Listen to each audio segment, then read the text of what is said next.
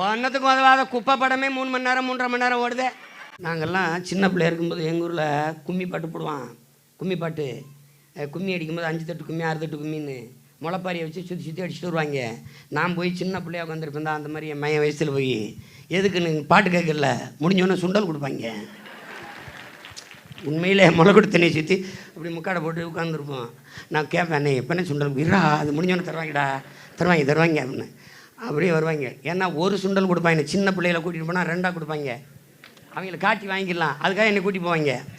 அப்போ பாருங்கள், இங்கே வருங்க, யானை வருவதை பாருங்கடி, யானை அசந்து வருவதை பாருங்கடி, சாமி வருவதை பாருங்கடி, சாமி சப்பரவர் அப்படியே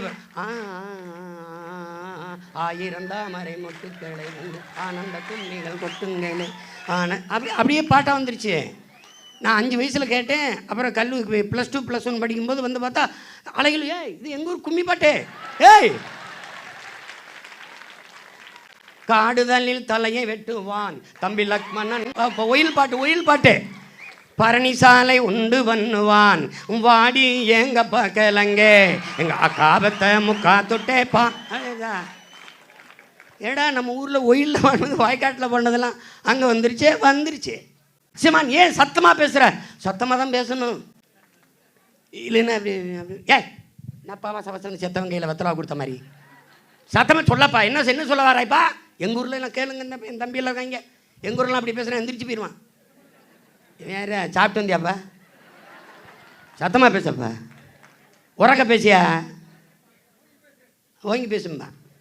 இல்லைன்னா ஐயா தென்கட்சி சாமி என்ன நேயர்களே, இன்றைக்கு நல்லா இருக்கீங்களா? வைத்தியக்காரங்க, நான் ஒரு கேப்டன், படை தளபதி, 10,000 வீரர் வரிசையில் நிற்கிறேன். நான் தான் கட்டளை தளபதி, கமாண்டோ. அட்டாக் இவன் இப்படியே நிற்பான், ஸ்டாண்டர்டிஸில் நிற்பான், அட்டெண்டன்ஸில் நிற்பான். இப்போ பாருங்கள், அட்டாக் போடுவான். சொல்லிட்டாண்டா, அட்டாக் சொல்லிட்டாண்டா. அப்போ விடுதலை போராட்டம், பகத்சிங் இன்குலாம் ஜிந்தாபாத், இன்குலாப் ஜிந்தாபாத். அப்போ செத்துருக்கேன் படுத்து எந்திரிச்சிருவான். எதை சொல்கிறாப்பா? எங்கால பேசுகிறார் தெய்வ திருமகன் முத்துராமலிங்க சார், உண்மையை சொல்லு, உறக்க சொல்லு, உறுதியாக சொல்லு, அதையே இறுதி வரை சொல்லுங்கிற.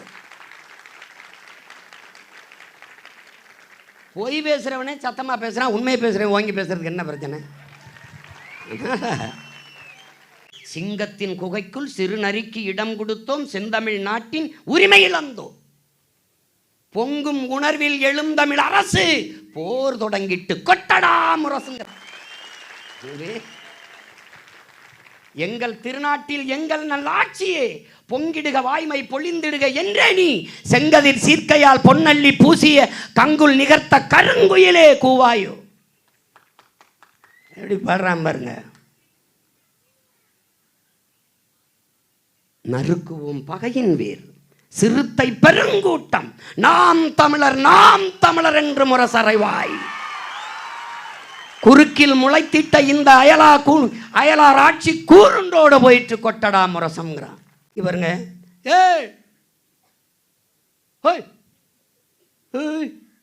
இப்படி ஒலி எழுப்பினா. இப்போ எதுக்கு முதல் மொழி தமிழுங்கிறான்னா, இந்த ஒலி முழுக்க தமிழ் இருக்கு.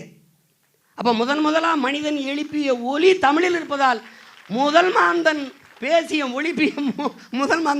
மொழி தமிழ்ங்கிறான். இது நான் கூட சொல்லலாம், நீங்கள் என்ன பெருமைக்கு பீத்துறான் சிம்மாங்களாம். அமெரிக்க மொழியியல் ஆய்வறிஞர் அலெக்ஸ் கூலியர் மாணவர்களுக்கு பாடம் நடத்தும்போது உலகில் மனிதன் முதலாக பேசிய மொழி தமிழ்னு எழுதுறான். இந்த இருக்கு வலையொலியில். அந்த இது எழுப்புறான், அந்த ஒலி என்ன பண்ணுறான், மறுபடி தூர நிற்கிறாங்களா, அவங்கள கூப்பிட முடியல, கை தட்டுறான். இப்போ தட்டின பாருங்க, அப்படி சுற்றி தட்டின பாருங்க, அப்படி தொடர்ந்து தட்டுறான். அப்போ அது ஒரு வடிவமாக வருது. குச்சி எடுத்து தட்டுறான், குச்சியோட மரத்தில் தட்டுறான், கல்லில் தட்டுறான், தொடர்ந்து தட்டுறான், அதில் பிரிக்கிறான். அப்படியே செய்ய அப்படியே அப்போ இருந்தே உருவாகுது.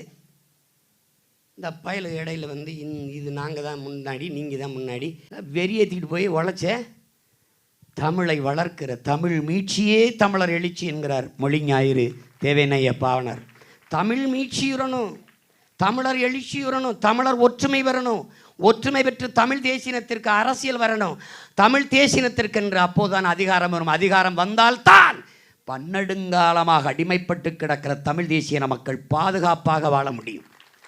அங்கே பேசுனாங்க பாருங்க, கடைசியா மொழியை பேசலைன்னா செத்து போகும். 7012 மொழிகளுக்கு மேலே. அதில் அவங்க சொன்னாங்க பாருங்க, கணக்கிட்டு கடைசியாக 2 மொழிக்கு தான் இலக்கியம் இருக்குது அப்படின்ட்டு. 2 மொழிக்கு தான் இருக்குது. அதில் ஆற்றூர் ரவிவர்மன்கிற கேரள கவிஞன், சீனர், கிரேக்கர் இவர்களை தவிர தன் மிகச்சிறந்த இலக்கியங்களை தன் தாய்மொழியிலேயே படிக்கிற வாய்ப்பு இந்தியாவில் தமிழர்களுக்கு மட்டும்தான் உண்டுங்கிறார்.